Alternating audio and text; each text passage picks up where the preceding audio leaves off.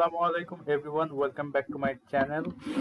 আজকে আমি আপনাদেরকে দেখাবো পিভট টেবিলে কিছু অ্যাডভান্স কাজের মধ্যে আমি আপনাকে আজকে শেয়ার করব যে একটা পিভট টেবিলের মধ্যে আমি অ্যাডিশনাল কলাম কিভাবে অ্যাড করতে পারি এবং সেটা কোনো ফর্মুলা বা ক্যালকুলেশনের মাধ্যমে।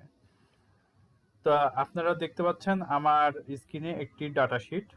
এই ডাটা শিটটার মধ্যে যদি ডাটা শিটটা আমি এক্সপ্লেন করি প্রথমে আপনাদেরকে, এটা হচ্ছে একটা শপের ডাটা শিট। ধরেন আপনার একটা ফ্যাশন শোরুম আছে, যেখানে কিনা আপনি বিভিন্ন রকমের বাচ্চাদের জামা কাপড় থেকে শুরু করে বড়দের জামা কাপড় বিক্রি করেন।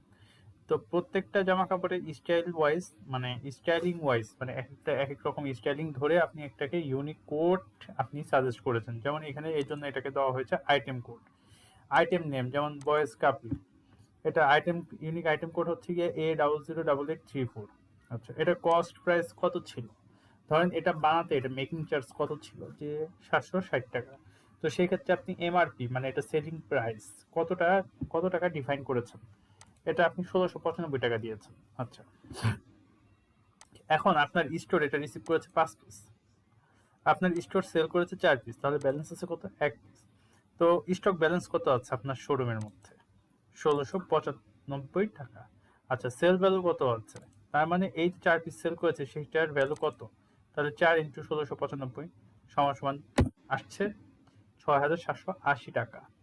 আচ্ছা, এখন টোটাল এমআরপি ভ্যালু কত ছিল? তার মানে আমি যদি এখন হিসাব করি যে এই 1695 টাকার যে এমআরপি দিয়েছি 5 পিসের ভ্যালু টোটাল কত ছিল, তাহলে আমাকে এখানে দেখাচ্ছে 8475 টাকা।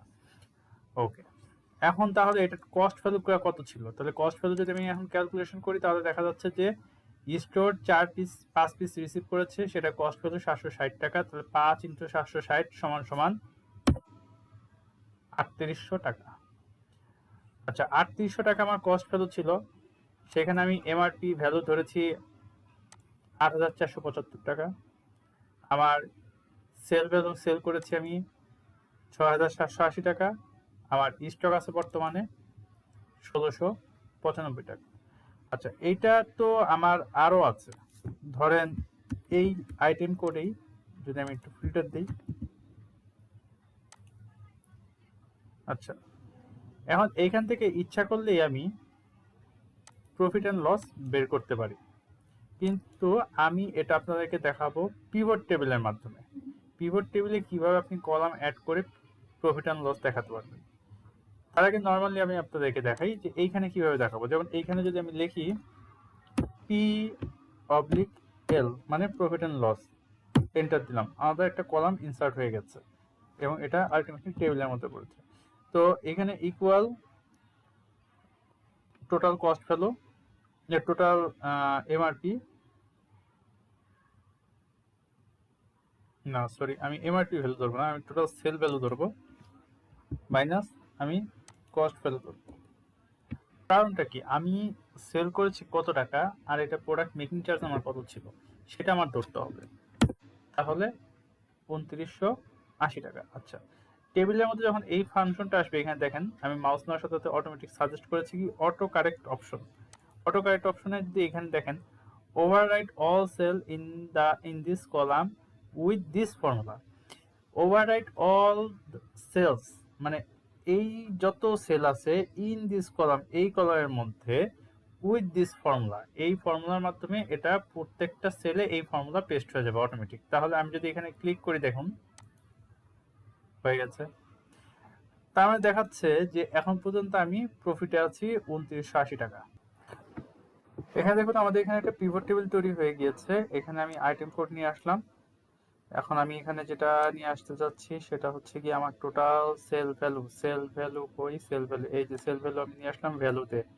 এখন টোটাল কস্ট ভ্যালুটা আমি নিয়ে আসলাম ভ্যালুতে। ওকে, এখানে দেখুন ভ্যালু, এখানে কিন্তু আমার সাম দেখাচ্ছে দুটেই। আমি এটাকে ইচ্ছা করলে কাউন্টে নিতে পারি, অ্যাভারেজ নিতে পারি, এবং কিভাবে নিতে পারি সেটাও আপনাদেরকে লাস্ট ভিডিওতে দেখিয়েছি। যদি সেটা না দেখে থাকেন তাহলে আমি আবারও দেখাবো, একটু অপেক্ষা করুন। আগে যেটার জন্য আমার ভিডিওটা তৈরি করা সেটা হচ্ছে গিয়ে এইখানে আপনাদেরকে একটা দেখিয়েছি পিএলটা কিভাবে তৈরি করেছি আমি, সেটা আমি আপনাদেরকে এইখানে দেখিয়ে দিয়েছি পিএলটা কিভাবে তৈরি করেছি। এখন আমি যেটা দেখাচ্ছি আপনাদেরকে পিভট টেবিলে আমি কিভাবে পিএলটা তৈরি করব। তো আসুন দেখি আমি পিভট টেবিলে কিভাবে পিএলটা তৈরি করতে পারি।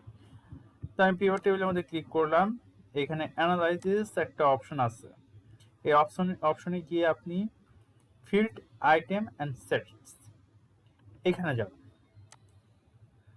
Calculate field. ওকে, এখানে আপনি লিখবেন পিএল ফর্মুলা, সব উঠিয়ে দিবেন, সমান সমান আপনি কি দেখতে যাচ্ছেন, total MRP value insert minus total MRP value না, টোটাল সেলস ভ্যালুটা আমরা বের করব। তো equal total sale value insert minus আমার টোটাল কস্ট ইনসার্ট। এখানে অ্যাড দিলেই এটা অ্যাড হয়ে যাবে এবং ওকে দিলেই এটা, দেখুন এইখানে কিন্তু চলে এসেছে পিএল নামে একটা অপশন। আচ্ছা, পিএল নামে যদি একটা অপশন এখানে চলে এসেছে আমরা দেখতে পাচ্ছি। আমরা দেখুন এইখানে এই বারকোডে আমরা দেখতে পেয়েছি কি, মানে আইটেম কোডে যে A008834, এখানে দেখতে পাচ্ছি যে ম্যানুয়াল আমরা যে হিসাবটা করেছিলাম সেখানে 2980 টাকা। তো আমাদের দেখি পিভট আমাদের কি দিয়েছে, এখানে যদি সেম গিয়ে আমি ফিল্টারে দিয়ে এটা দিলাম 2980 টাকা, সেম রিপোর্ট। আর আমি যদি এটা এখান থেকে ডিলেটও করে দিই, রিফ্রেশ বাটনে ক্লিক করলাম, দেখুন আমার এখানে কিন্তু এখন আর ওই কলামটা না থাকলেও চলে। আপনারা বুঝতে পেরেছেন ব্যাপারটা? আমার কলাম না থাকলেও কোনো সমস্যা নেই, আমি এখান থেকে এটাকে শর্টসও করতে পারবো। আচ্ছা, শর্টসটা আমি আপনাদেরকে অন্য একদিন দেখাবো। আপাতত আপনারা এখান থেকে দেখে নেন যে আপনি কিভাবে কলাম ইনসার্ট করবেন। আসল মূল উদ্দেশ্য ছিল কি, পিভট টেবিলে কিভাবে একটি নতুন কলাম ইনসার্ট করা যায় সেটা আপনাদেরকে আমার দেখানো দরকার ছিল। কারণ লাস্ট ভিডিওটার পরে অনেকে পিভট টেবিলে অ্যাডভান্স ওয়ার্কিংস সম্পর্কে জানতে চেয়েছিলেন, তো সেটার অ্যাডভান্স ওয়ার্কিংসের এটা একটা অন্যতম ধাপ, প্রথম ধাপ বলতে পারেন। এর পরবর্তীতে আমি আপনাদেরকে দেখাবো যে কিভাবে এখান থেকে ড্যাশবোর্ড ক্রিয়েট করতে হয়। তো ড্যাশবোর্ড ক্রিয়েশনের জন্য আমার আরো বড় একটা ডাটা দরকার, সেই ডাটাটা নিয়ে আমি কাজ করছি। তো একটা ডাটা শিট তৈরি করছি আমি বড়। তো ডাটা শিটটা তৈরি হয়ে গেলে আমি আপনাদেরকে একটা ইন্টারঅ্যাকচুয়াল ড্যাশবোর্ড কিভাবে তৈরি করতে হয় সেটা শো করব। তো সেই পর্যন্ত ভালো থাকবেন। আসসালামু আলাইকুম।